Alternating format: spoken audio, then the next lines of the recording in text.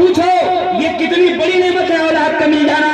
پوچھو ان لوگوں سے کہ جن کو اولاد نہیں ہے. میں نے دیکھا ہے اپنے آنکھوں سے, میں نے سنا ہے اپنے کانوں سے کہ لوگ جن کو اولاد نہیں ہے مولانا ایسا بھٹکتے ہیں, ایسا بھٹکتے ہیں, کہاں کہاں جاتے ہیں, کہاں کہاں نعرے باندھتے ہیں,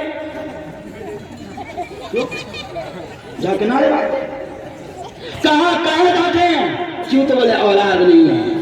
اس لیے آج میں عیدگاہ پولاد کے تمام ذمہ داروں کو یہ پیغام دے رہا ہوں کہ اولاد خدا کی بہت بڑی نعمت ہے.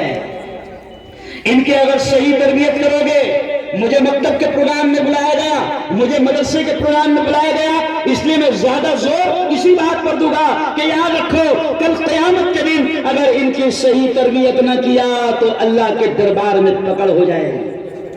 اور یہ بھی سن لو, یہ بھی سن لو کہ علماء کی زبان سے ہم نے یہ بھی سنا ہے, حدیثوں کو سامنے رکھ کر ہمیں اپنے بڑوں کی زبان سے یہ بھی سنا ہے کہ یہی اولاد جو خدا نے دیا ہے, اگر ان کی صحیح تربیت نہ کیا, ان کو دین نہ دیا, اگر ان کے اخلاق سدھارے نہ, اگر ان کی تربیت نہ کی, تو کل قیامت کے دن حشر کے میدان میں اللہ کے دربار میں یہی اولاد ہو سکتا ہے ماں باپ کے خلاف کیس کر دے.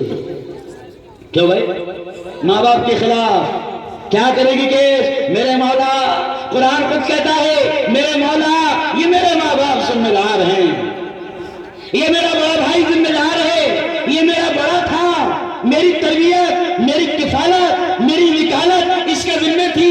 میرے مولا یہ میری ماں ذمہ دار, یہ میرا باپ ذمہ دار, یہ میرا بڑا بھائی ذمہ دار, یہ میرے خاندان کا بڑا ذمہ دار. میرے مولا میرے باپ نے مجھے ہر آرام دیا, پھولوں کی سیج پر, پھولوں کے بستروں پر سلایا, مخمل کے بستروں پر سلایا, پھولوں کی سیج پر چلایا, چاندی کی پلیٹوں میں کھلایا. کیوں؟ لیکن میرے مولا دنیا کا ہر آرام دیا, ہر آرام دیا, لیکن خدایا جو علم تیرے دربار میں کھڑے رہنے کے لائق بناتا, اور جو تعلیم, جو ایجوکیشن, جو شکشن مجھے حشر کے میدان میں کامیاب کرتا, مجھے جہنم سے بچا لیتا, مجھے جنت کا حقدار بناتا, میرے مولا میرے ماں باپ نے مجھے وہ علم نہیں دیا. تو بتاؤ میرے بھائیو, اگر اولاد خدا کے دربار میں ماں باپ کے خلاف کیس کر دے تو کیا انجام ہوگا, کیا انجام ہوگا؟ اس لیے آج میں پیغام دے کر جا رہا ہوں کہ میں نے یقین مانو بہت پیارے انداز میں بچیوں نے پروگرام پیش کیا, بچوں نے پروگرام پیش کیا, اور میں نے پورا غور سے پروگرام کو سنا, اس لیے کہ بہت مزہ آ رہا تھا. اور کتنی پیاری تربیت مولانا. ایک بچی آئی, 3-4 بچی آئی پردے پر, یار یہ ہڈوال کو بٹھاؤ نا, اچھا یہ اپنی ہڈوال سمجھ لیا. لوگ بولتے مولانا دیکھو کتنی ہے, سمجھ لیا. لوگ بولتے ہم لوگ الپ سنکھیان ہیں, مائنورٹی ہے, کم ہے, کم نہیں ہے, یہ دیکھو کیوں کم نہیں ہے.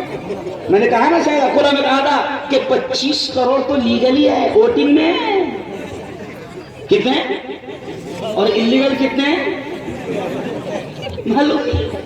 لوگ ہم کو کہتے ہیں نا کہ الپ سنکھیان ہے, مائنورٹی ہے. کیوں؟ تو یہ اس لیے کہا جاتا ہے تاکہ ہم دب کر رہے, آواز بلند نہ کرے, ظلم کے خلاف آواز نہ اٹھائے. تو میں کہتا ہوں بٹوا کم نہیں ہے, 25 کروڑ تو ووٹنگ میں, اور انلیگل کتنے ہیں. تو میں ایک بات کہہ رہا ہوں, بات میری گھوم گئی تھی آپ کی بچوں کی شرارت کی وجہ سے, کہ میں آپ سے کہہ رہا ہوں کہ یاد رکھو 2 بچی آئی, اتنا بہترین انہوں نے مکالمہ پیش کیا. کائے کے بارے میں؟ پردے کے بارے میں. بہت پیارا ڈرامہ ہوا, پردے کے بارے میں. میری بہنیں اگر میری بات کو سن رہی ہے, میری بہنوں سے کہوں گا کہ پردہ عورت کی عزت ہے, پردے میں عورت کی عزت کی سلامتی ہے, پردے میں عورت کی عزت کی سلامتی ہے, اس کی زندگی کی سلامتی ہے. اور یہ بھی سن لو, ابھی میں فلم انڈسٹری میں گیا, بمبئی میں میرا بیان ہوا, کئی ہیرو ہیروئن اور ٹی وی کے ایکٹرز وہ موجود تھے, تو میں نے ان سے بھی کہا, میں ہندو بھائیوں سے بھی کہتا ہوں, میں آپ سے کیوں کہہ رہا ہوں کہ یہ جو بیان ہوتا ہے, نبی کی بات ہوتی ہے, قرآن کی بات ہوتی ہے, سب سے پہلے دماغ میں بیٹھا لو کہ یہ بات اونلی مسلمانوں کے لیے نہیں ہے, تمام انسانوں کے لیے. میرے ہندو بھائی, ابھی میں اندور میں گیا 13 تاریخ کو, کون کون تھے میرے ساتھ آپ سن کر تعجب کریں گے. مہاراشٹر کے مکھیہ منتری پھڑنویس میرے ساتھ, मध्य प्रदेश के मुख्यमंत्री शिवराज सिंह चौहान मेरे साथ और शाहनवाज हुसैन मेरे साथ, और ये भी सुन लो उमा भारती भी थी साथ में। लोगों ने फोटो देखा है मेरा, क्या बोला? गुजरात की साध्वी निर्मल मेरे साथ। और प्रोग्राम किसने सजाया था? प्रोग्राम किसने सजाया था? मौलाना हाजी साहब भैयू जी महाराज, जिसको महाराष्ट्र के हिंदू भाई और मराठा भाई बहुत मानते हैं। भैयू जी महाराज मेरे अच्छे दोस्त।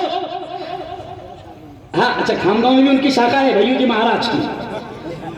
हाँ, तो उन्होंने कहा कि मुफ्ती साहब हमको एजुकेशन पर काम करना है, हमको शिक्षण पर काम करना है, हमको एकता पर काम करना है, हमको अमन के लिए काम करना है, और हमारा सबसे बड़ा मिशन होगा कि हिंदू हो कि मुसलमान, क्रिश्चियन हो कि दलित, कि जैन हो कि ब्राह्मण हो, हमारा सबसे बड़ा मिशन है जहालत खत्म हो जाए, जहालत खत्म हो जाए। और मुसलमानों, तुमको तो समझाने की जरूरत ही नहीं होना चाहिए तालीम के बारे में, इल्म के बारे में तो मुसलमानों को समझाने की जरूरत पड़नी नहीं चाहिए। क्यों नहीं पड़नी चाहिए?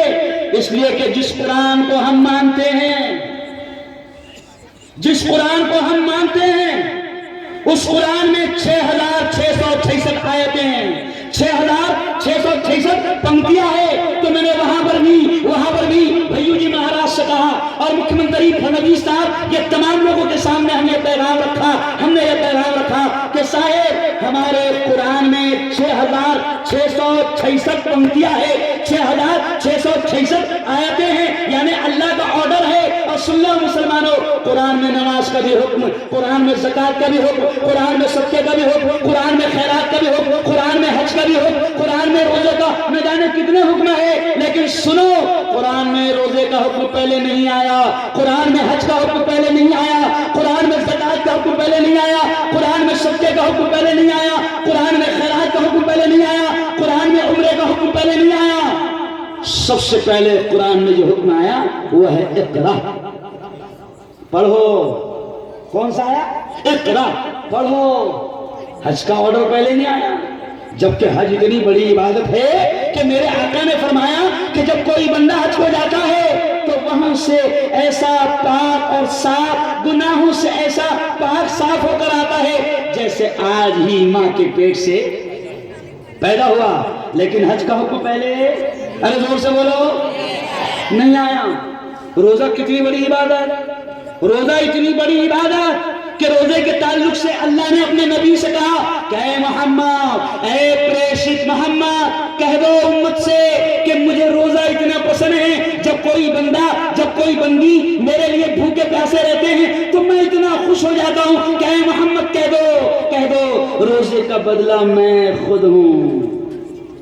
लेकिन रोजे का हुक्म पहले, अरे बोलो, नहीं आया। नमाज का हुक्म पहले नहीं आया। सबसे पहले क्या आया? इक़रा, पढ़ो। क्यों? तो उलमा ने बड़ी प्यारी बात लिखी है कि खुदा ने पढ़ने का हुक्म पहले इसलिए दिया कि वो खुदा जानता है जब तक मेरा बंदा पढ़ेगा नहीं मुझे भी नहीं पहचानेगा। पढ़ेगा तो जानेगा रिस्क देने वाला कौन, पढ़ेगा तो जानेगा जिंदगी देने वाला कौन, पढ़ेगा तो जानेगा मौत किसके हाथ, पढ़ेगा तो जानेगा नफा किसके हाथ, पढ़ेगा तो जानेगा नुकसान किसके हाथ, पढ़ेगा तो जानेगा ये हवाएं कौन चलाता है और कौन रोक देता है, और पढ़ेगा तो जानेगा ये सूरज को कौन निकालता है, और पढ़ेगा तो जानेगा ये बादल कौन लाता है और कौन बरसाता है, और पढ़ेगा तो जानेगा ये समंदर की मौजें किसके हुक्म से उठकर चली आती है और एक किनारे पर दम तोड़ देती है, और पढ़ेगा तो ये भी जान लेगा कि ये समंदर की मौजें कब आगे बढ़कर सुनामी की शक्ल इख्तियार करती है और बस्तियों को तबाह कर देगी। सारी चीजें कब जानेगा? अरे बोलो, पढ़ेगा। इसलिए याद रखो, आज इस मदरसे के